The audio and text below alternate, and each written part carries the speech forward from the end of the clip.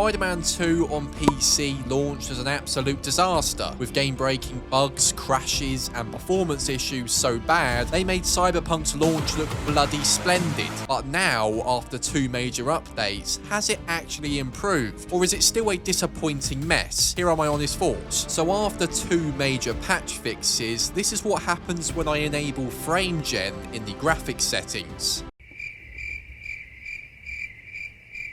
Yeah, some aspects are still more broke than your mum's bed on a Friday night, but there is some good news. The horrendous game-breaking issues you just witnessed appear to be finally fixed. The utterly bizarre black smegma bug, which would appear when webbing down enemies, also has been fixed as well. And as far as bugs go, the game is actually in a much better state. But even with the patches, does it still crash? It happens far less often, but yes, frame gen continues to give it the large one, and the unpredictable crashes out of nowhere used to make me want to give my screen a swift right hand. But don't worry, at the end I'm going to show you some workarounds that make your game far more playable with very little crashes. Performance issues aside, here is where Spider-Man 2 gets seriously interesting. Playing as the gigantic slimy window licker known as Venom should have been in the base game, or at least some sort of DLC, and what you're about to see makes this a reality. Yes, already there is a mod that allows you to play as Venom in free roam, and it's not just some lazy ass reskin of your character model, and it's far better than I expected. When entering combat, your moves are taken straight from Venom's arsenal, so expect to see the bitch slap of death amongst many other symbiote moves.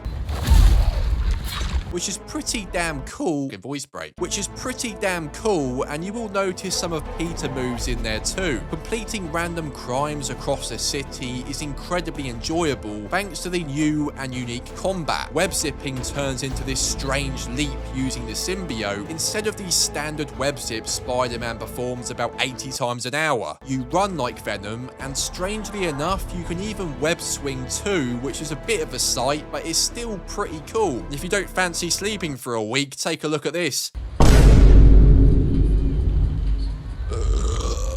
Yeah, he looks like a right knobhead. Just make sure you don't point launch after web zipping, as you will crash the game, as a dumpy goofball like Venom isn't supposed to be doing gymnastics like this. Which does kind of make sense really, doesn't it? But it gets even better. You know Surge mode that you can use during combat, which essentially royally twats enemies into another realm.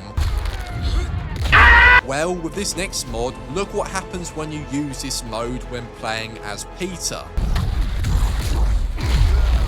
So for those who don't like the idea of playing as the panting obese Venom all the time, this mod is ideal as you only transform into him during Surge mode, which makes for some pretty incredible moments. But this next mod takes Spider-Man 2 to the next level. So you remember that scene from the game when Venom starts flying with those gigantic wings? Well, this mod allows you to use these utter beauties during free roam, but on Spider-Man instead, wielding some gigantic wings as you glide across the city like some demented mongrel bat is something I never thought I'd see in my lifetime, especially in a game. And the crazy thing is, it doesn't even feel like a mod, it's like it was meant to be. You may have also noticed how I'm not losing altitude and are travelling pretty damn fast, unlike the base game. Well, that's thanks to the Flying Web Wings mod. Combining this with the wings is an absolute must and transforms the gameplay experience by essentially allowing you to fly across the map like Superman. Even without Venom's wings, you can still fly with just the standard web wings. And yes, it does kind of defeat the purpose of a Spider-Man game if you could just fly, but if you use them in the right way, it can actually complement the swinging, as it massively helps you gain altitude and speed within seconds, making swinging a lot faster. But you may have also noticed that the map looks different. Well, that's because I'm not in the main explorable city, and I'm actually outside the map in areas we could never visit before. The sheer size of it is actually crazy. Despite you never being able to explore these parts in the standard game, the attention to detail is surprisingly impressive, and it makes me question why the map wasn't expanded in DLC or even in the base game. Why did they put so much work into areas of the map we could never visit before? It's kind of bizarre. And I always thought the visuals in Spider-Man 2 looked pretty good, but after seeing this, the base game feels flat, especially in daylight. why. This mod takes the visuals to a whole new level. I mean, just look at how this mod completely transforms the city, the colors, the suit,